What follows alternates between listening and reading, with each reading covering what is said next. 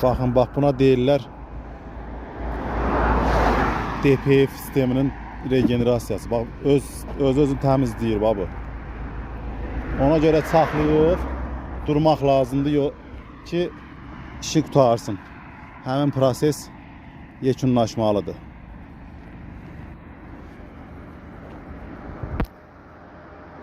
Üstüyə baxın. Söndürmək olmaz. Bunu da ona görə çəkirəm ki, baxırsınız, həmin rejim artıq özü yekunlaşdı, həmin proses yekunlaşdı. Xatırladım ki, bu Euro 4, Euro 5 standartlarına uyğundur. Bir də ki, bu rejim olduqca qəti söndürmək olmaz. İndi onu qaydaları müxtəlifdir.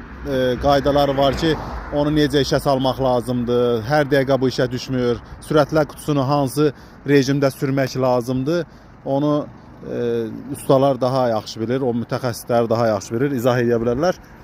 Müəyyən qatqılar da tökə bilərsiniz, amma adətən onu bir sürətlər qutusunu Tiptronikdə 3-cü skorusda gedəcək yolunuza uyğun olaraq seçirsiniz ki, hansı rejimdə sürərək bir qazda sürürsünüz, sürətlər bir sürətdə, onda onu işə salırsınız. Yəni, bir daha xatırladıram ki, bu rejimlər DPF-in, Sarjo filtrin ləğv olunub Euro 2-yə keçirsə, ona adiyyəti yoxdur. Bu katalizatoru, DPF-i üstündə olanlara aiddir.